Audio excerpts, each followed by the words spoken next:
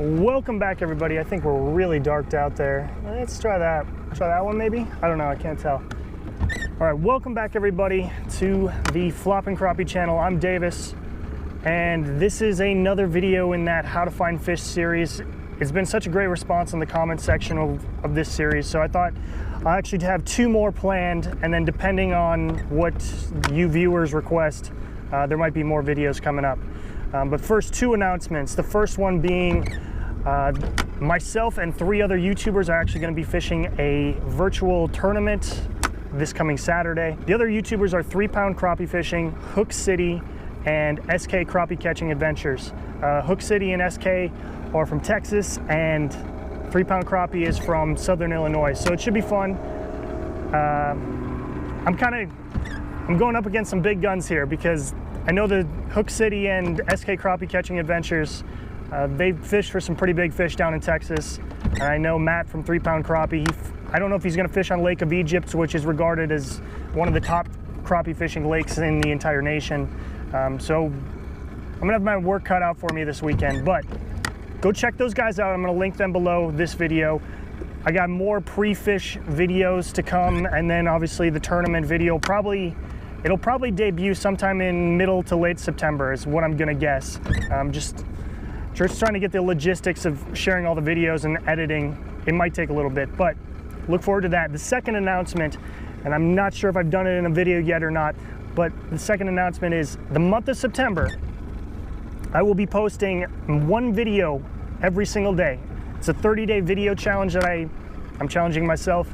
Well, I'll be posting a minimum of 1 video per day in the entire month of September. So now that I got the announcements out of the way, let's go ahead and break down what I'm going to talk about today, and that's how to find suspended crappie. I'm first going to talk about how to find suspended crappie with your 2D sonar, and hopefully you got a GPS. If you don't have a GPS, I'll show you just with a 2D sonar what I'm going to look for. And you can either have a color scale like I have here, or even a grayscale will work. It's going to be a lot tougher with a grayscale. For those of you who don't know, grayscale is just, some are darker gray spots, some are lighter gray spots. So my red here would be a really darker gray spot. My blue and green is a lighter gray spot. So it is possible to find suspended crappie with just 2D sonar. It's a lot more difficult to find crappie with 2D sonar. It's a lot easier if you have side imaging or even down imaging. I know I posted the down imaging sonar this morning actually, and so I read through the comments and I figured I'd come back out and film a couple more videos in this How to Find Fish series. So the first thing I'm going to do is show you how to find crappie with suspended crappie with 2D sonar and what I'm looking for, and then I'm going to go to the side imaging and down imaging. All right, so to start off with the 2D sonar, what I'm looking for is, see how this bottom is solid red? That means I have a very hard bottom. Means my signal, here's my cone, my signal going down to my transducer, from my transducer to the lake bottom, it's pinging back and forth. It's reading, it's a really hard bottom. So it's sand, it's gravel, something really hard. The transition areas of structure, now before I get into this quick, sometimes I mess up structure and cover. I want to clarify. Cover is brush, weed lines, anything that's in the water but above the lake bottom or river bottom, okay? Structure is actually the contours of the lake bottom or the river bottom or whatever you're fishing. Structure relates to the ledges, the drop-offs, and also the makeup of the lake bottom. So in this case, it's probably sand, gravel mix right now. But if I go a little bit further in, whoa, I don't want to go too fast here. You're going to see it kind of break up. This red is going to turn into an orange and a light green, yellow kind of color. And that's going to mean it's a softer bottom. It's mud, it's muck. And this transition between soft bottom and hard bottom, or it can go the other way. Soft bottom or hard bottom comes down and soft bottom on the lake.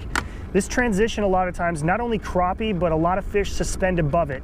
I firmly believe there's 2 reasons. There's probably more reasons than what I'm going to mention here, but there's 2 main reasons why fish suspend above this. One, it's an actual contour. A lot of times when that transition changes from hard bottom to soft bottom, they'll use that as a roadmap. Now, I talked about the percentage triangle in multiple videos in this series, and these fish will actually use that transition from hard bottom to soft bottom. That transition, it's actually a contour.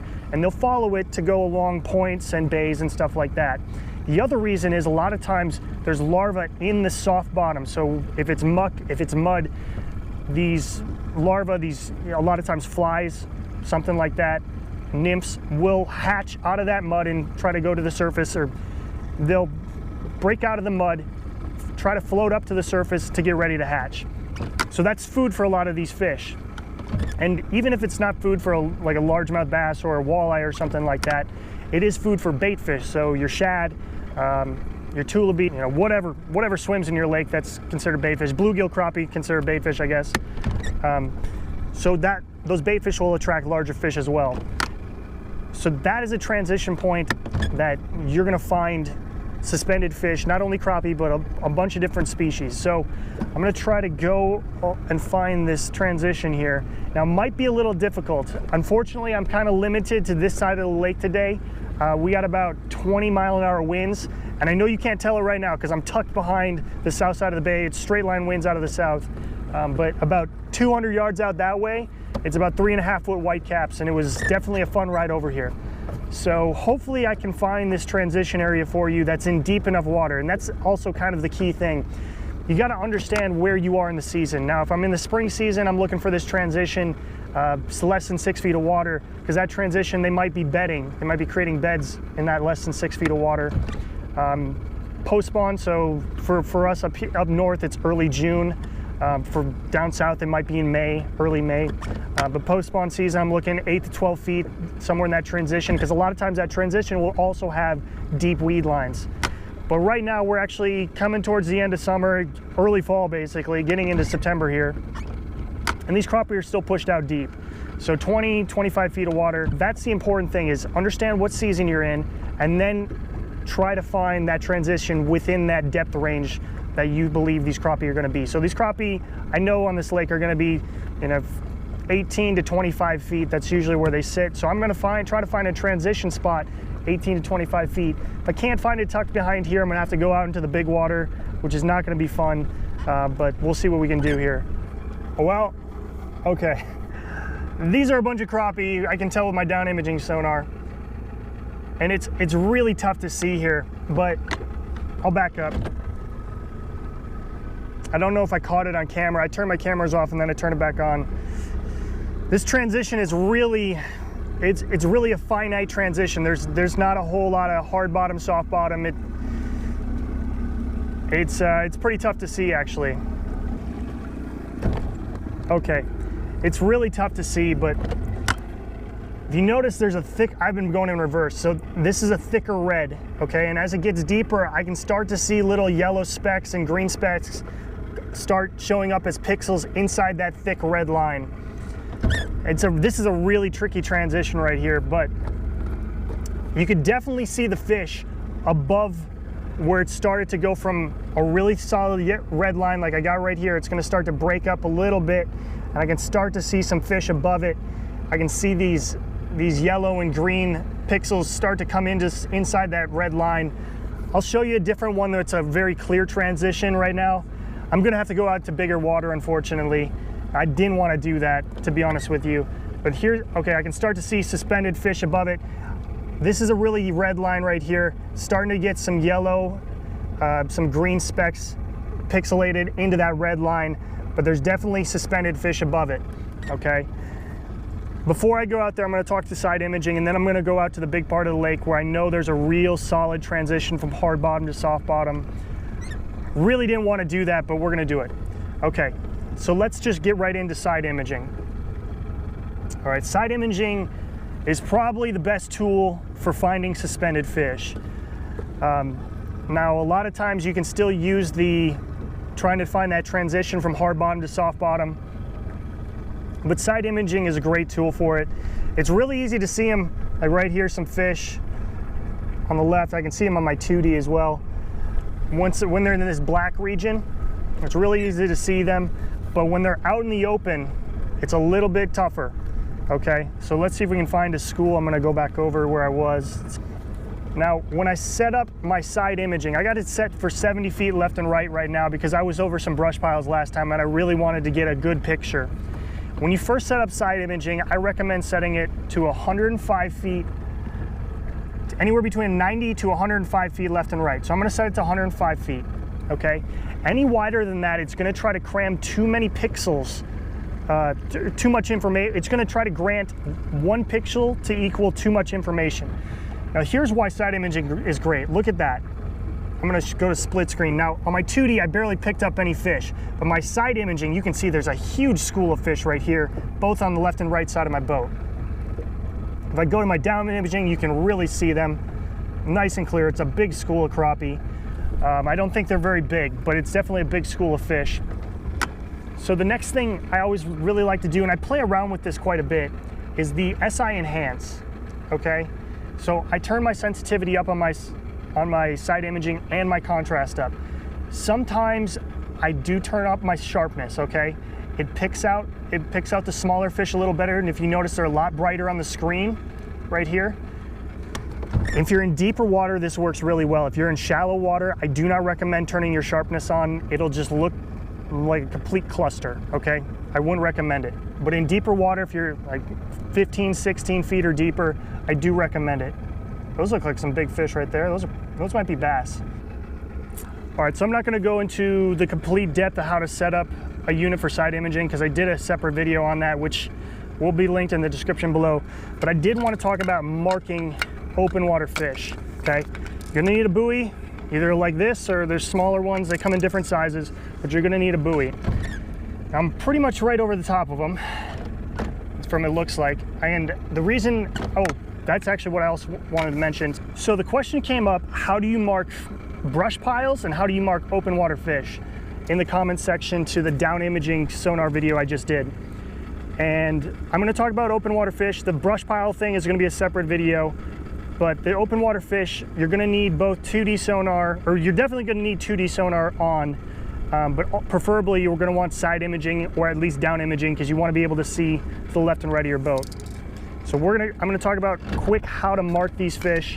You don't wanna throw the buoy right on top of the school, okay? So if you notice on my 2D, I'm picking up fish.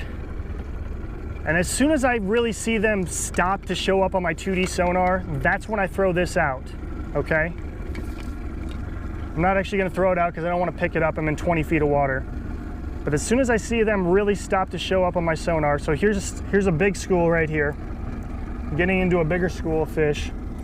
And a little bit more. This must be a long school of fish here. All right. That looks like it stopped. So right there, I throw a buoy because I don't really see any more fish showing up on the sonar, okay? You want to throw it on the outside of those fish. Now, preferably you have 2 of these buoys, okay? You'd go through a school. When you get to the end of one, you'd throw a buoy out. You can come back over the top of it. When you get to the end of it again, you throw another buoy out, and you know how long that school is, and you can actually troll between those 2 buoys. Okay, so that's how you mark these fish. I'm gonna run out to some bigger water. I'm gonna show you that hard bottom to soft bottom transition. That's a lot clearer on 2D sonar. The next video in this series is actually going to be tagging off of the how to find brush piles video. I'm going to show you how to mark them with a buoy and why I mark them that way and kind of how to go about vertically jigging them. Again, it's not going to be a full vertical jig tutorial. I already did that. I might do a different one because I watched that video. It's been almost a year since I posted that, so I might post another one of those. But let's run out to some deeper water, find that hard to soft bottom transition. So this is what soft bottom looks like, and as you can see, as I went over a hump here, it went from hard bottom to soft bottom. Now I didn't see any fish, well, there might be one over there suspended over it. I'm gonna go back through, kind of weave my way through. And so this is what soft bottom looks like. The signal's pinging, but it's reading that this is muck, it's mud. It's definitely not sand or gravel. So if you notice, it went from real soft bottom, now it went to hard bottom transition. There are some fish above it. And this is the type of area, if I can weave back and forth along a shoreline, I'm actually on a mid-lake hump right now, but if I can weave back and forth and hopefully find some fish, it looks like those are probably, those might be, I don't think those are crappie, they're sitting a little too low. Weave back and forth, find that hard bottom to soft bottom transition. That's where those fish will like to sit for 2 reasons. One, it's a contour. The other reason is there's larvae, insect larvae coming out of that muck or that soft bottom.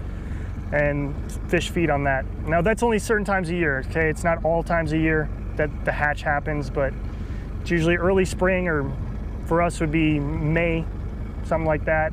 And then obviously, and then in the fall it's September. There might be an early October hatch, something like that. Using side imaging sonar is just, it's so key when you're trying to look left and right.